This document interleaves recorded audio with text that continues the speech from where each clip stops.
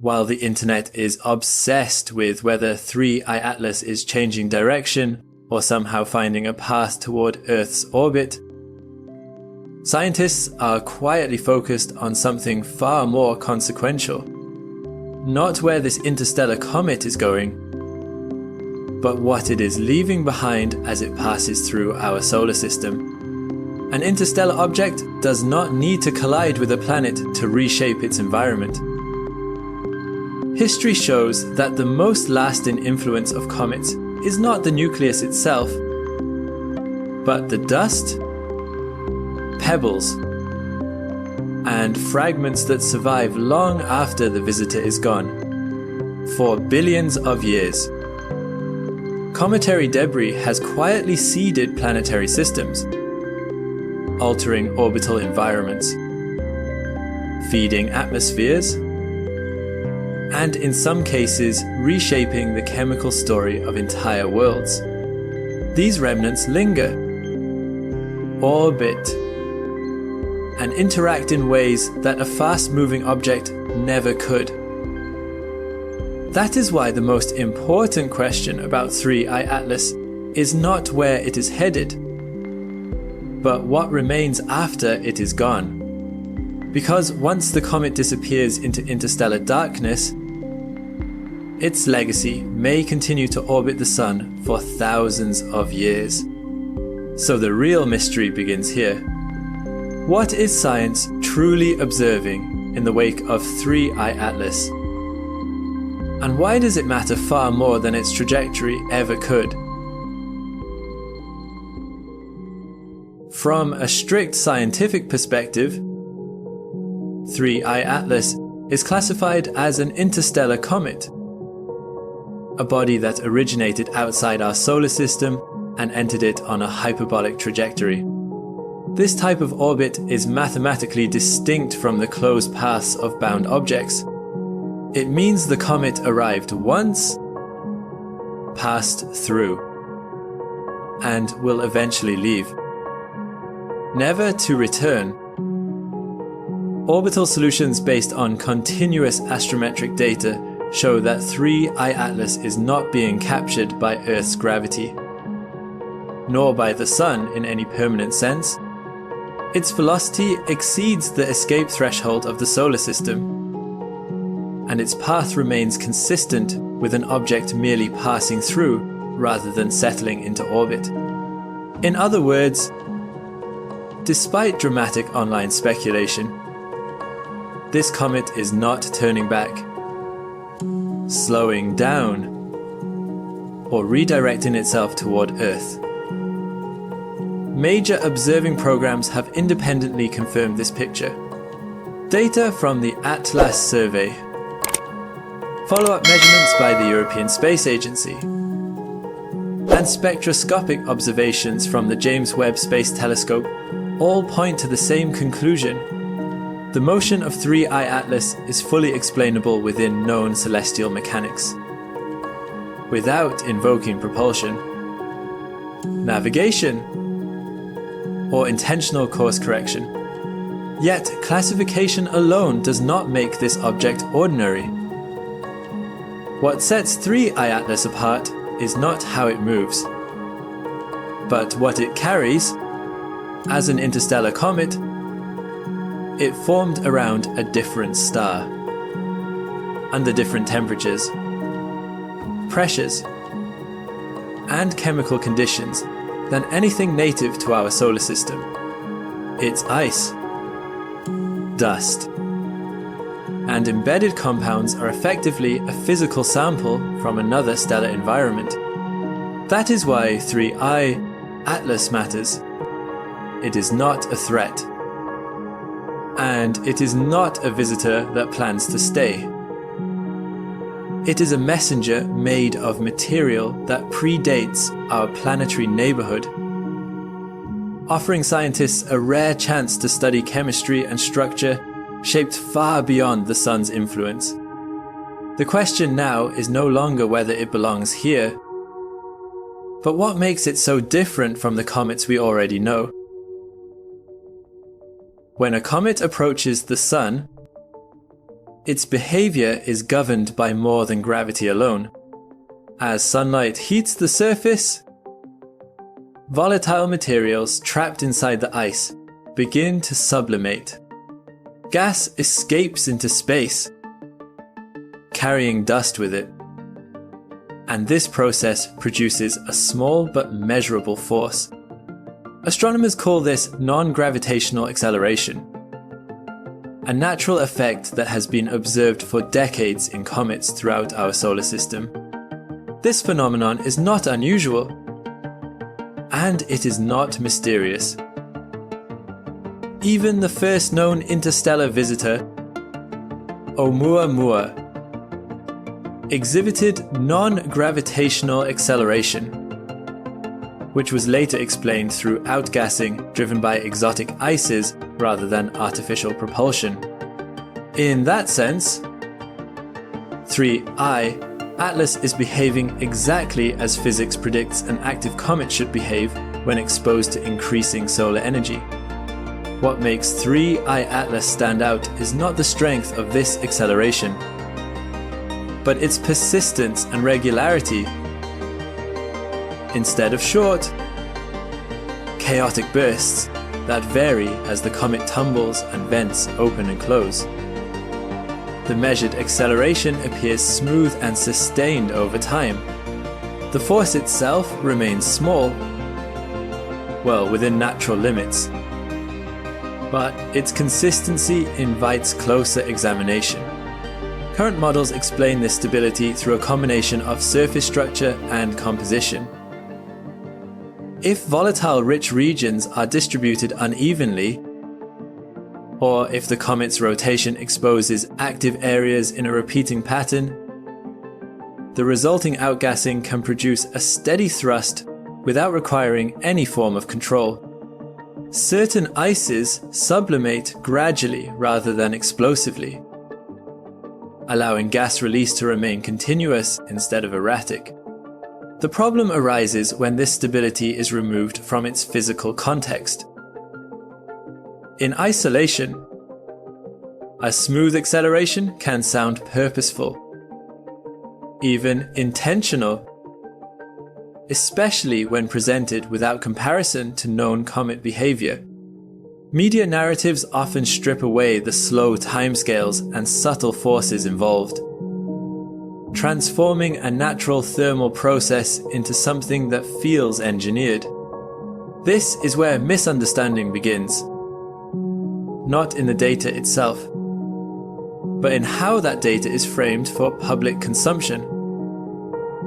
So the real issue is not whether 3I Atlas is behaving strangely, but why a perfectly natural and well-documented physical process can be so easily misread as something extraordinary. And that leads to the deeper question of how scientific nuance gets lost once it enters the public spotlight. One of the most visually striking features associated with 3I Atlas is its anti-tail, a narrow structure that appears to point toward the sun rather than away from it. To an untrained eye, this looks counterintuitive, even suspicious. In reality, an anti-tail is not a physical tail being pushed forward, nor is it evidence of thrust, control, or stabilization. It is a purely geometric effect created by viewing angle and particle dynamics. Anti-tails have been documented in many well-studied comets within our own solar system. They tend to appear when a comet passes through perihelion and the observer's line of sight aligns closely with the plane of the comet's dust sheet. Larger dust particles released earlier in the comet's journey spread out along its orbital path. When seen edge-on, this sheet can project the illusion of a tail pointing sunward, even though every particle is still moving according to gravity and radiation pressure. Because this feature is thin, sharp, and highly directional, it is especially vulnerable to misinterpretation. Visual symmetry often triggers assumptions of function. In images stripped of context, an anti-tail can resemble a stabilizing structure or a deliberate exhaust plume, even though it is nothing more than sunlight illuminating a specific cross-section of dust at a particular moment in time. Assigning a mechanical role to the anti-tail goes beyond what the data supports. There is no evidence that it contributes to orientation, balance, or motion control. Its appearance does not alter the comet's trajectory, nor does it interact with solar forces in any way different from ordinary dust. The structure exists only because of where the observer is standing, not because of what the comet is doing. And yet, this is precisely why anti-tails play such an outsized role in public narratives. Human perception is strongly influenced by shape and direction. When an image looks intentional, the brain searches for intent, even where none exists. In the case of 3I Atlas, a well-understood optical effect has become a visual anchor for speculation, despite decades of precedent in cometary science. If neither the orbit nor these visual anomalies represent a true danger, then the question shifts again. If the threat is not in how 3I Atlas moves or how it looks, where does its real significance lie? And what should science actually be paying attention to next? When a comet breaks down under solar heating, not all of its material behaves the same way. Fine dust particles are easily pushed outward by solar radiation pressure and the solar wind, dispersing quickly and leaving the solar system on relatively short timescales.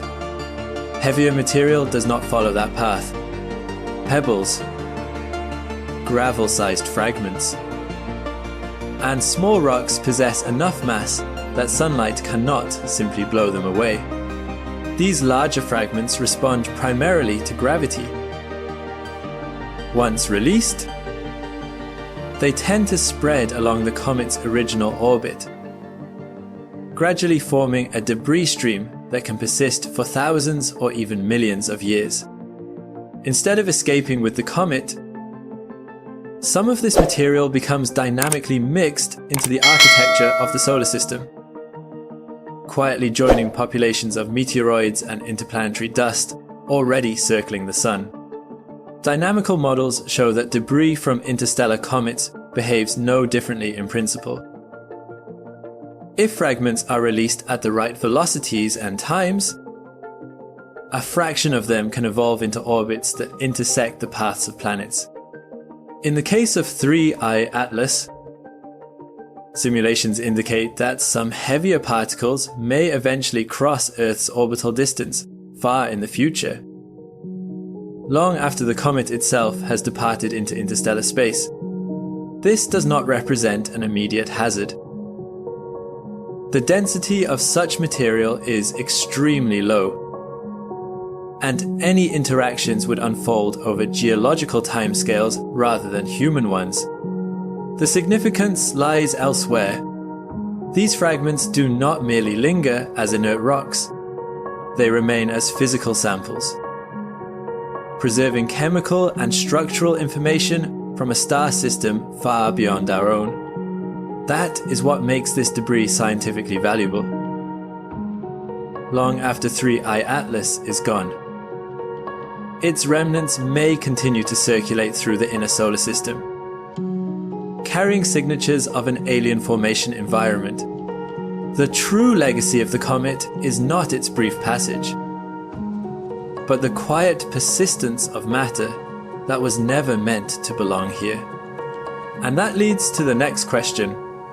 What exactly do these fragments carry with them from beyond the sun's domain? What truly sets 3I Atlas apart is not its motion, its shape, or even its debris trail, but its chemistry, Observations from the James Webb Space Telescope reveal that the coma surrounding this interstellar comet is rich in carbon dioxide, methanol, and hydrogen cyanide. These are not exotic substances invented by speculation. They are well-known molecular building blocks studied extensively in astrochemistry and planetary science. These compounds matter because they sit at the foundation of prebiotic chemistry. Methanol plays a central role in surface reactions on icy grains, leading to more complex organic molecules. Hydrogen cyanide is a key precursor in pathways that can produce amino acids and nucleobases under the right conditions. Carbon dioxide, abundant and stable, acts as both a tracer of formation temperature and a driver of cometary activity far from the Sun. What makes this discovery remarkable is not the presence of these molecules individually, but their combination and relative abundance. Interstellar comets form around other stars, inside protoplanetary disks shaped by different radiation environments, elemental ratios, and thermal histories. Their chemistry records those conditions like a frozen archive. When such an object enters our solar system, it brings with it a chemical fingerprint that does not originate here. In this sense, 3I Atlas functions like a natural sample return mission. Delivered without design or intent. No spacecraft was launched. No probe was engineered. Yet embedded in its ice and dust is material forged in a distant stellar nursery, preserved across interstellar space, and briefly exposed to our instruments. This is not a metaphorical message from the cosmos, but a literal one, written in molecules. The deeper implication is difficult to ignore. If interstellar comets routinely exchange material between star systems, then planetary systems are not chemically isolated islands. They are participants in a slow, vast circulation of matter across the galaxy. And that raises a profound question. Is this quiet transfer of molecules the mechanism by which the universe shares its raw ingredients, linking distant worlds long before life ever begins? December 19th marks a turning point.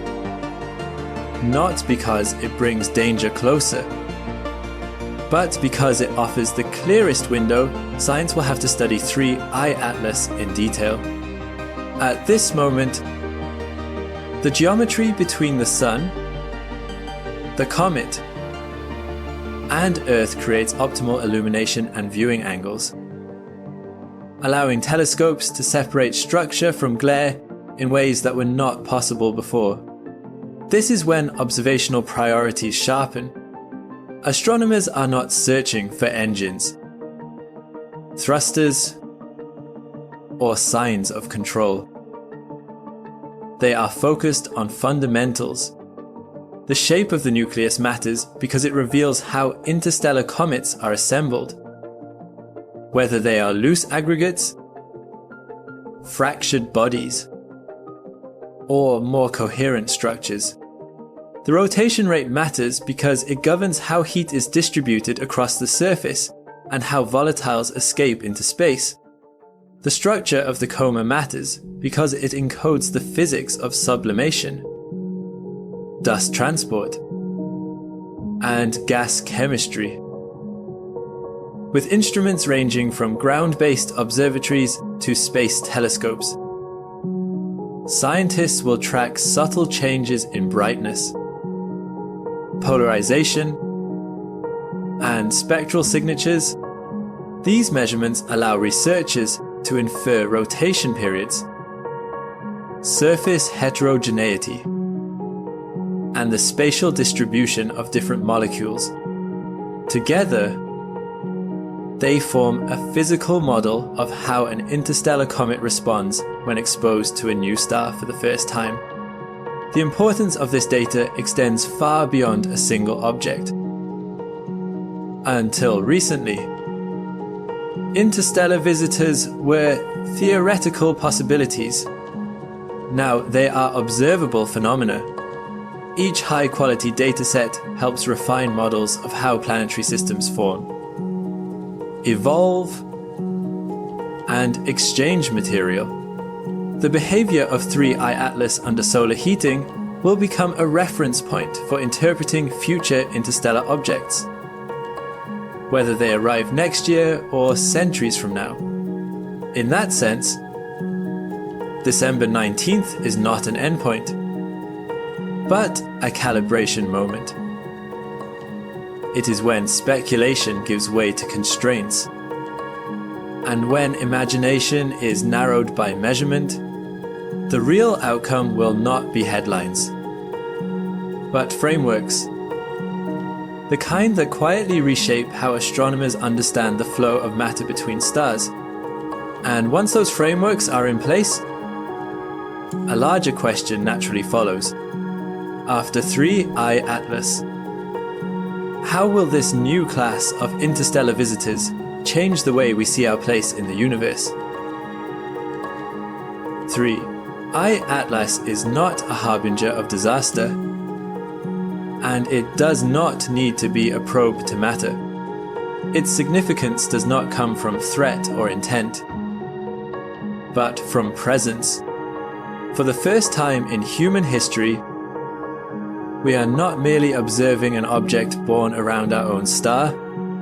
We are interacting, indirectly but unmistakably, with material that formed in another stellar system, under conditions the sun never created. This is a quiet revolution. No alarms were triggered. No collision occurred. Yet embedded in the dust and ice of 3I Atlas is evidence that planetary systems do not evolve in isolation. Matter moves between stars. Slowly, randomly, and persistently, carrying chemical stories across interstellar space long before life or intelligence has a chance to emerge. To accommodate this reality, science must expand its models. The solar system can no longer be treated as a closed environment, sealed off from the rest of the galaxy. Interstellar comets like 3I Atlas demonstrate that there is a continuous, natural exchange of material, linking distant systems through time and motion. What we call local may simply be temporary. Perhaps the most humbling lesson is not about the comet itself, but about us. For generations, humanity has looked outward and imagined the universe as something separate, something beyond. Objects like 3I Atlas quietly dissolve that boundary. They remind us that the sun's neighborhood is part of a much larger circulation, one in which we are participants, not observers. And if this was only the third confirmed interstellar visitor we have noticed, then a final question remains. How many more have already passed unseen? And how many are crossing our cosmic neighborhood right now, waiting for us to learn how to recognize them?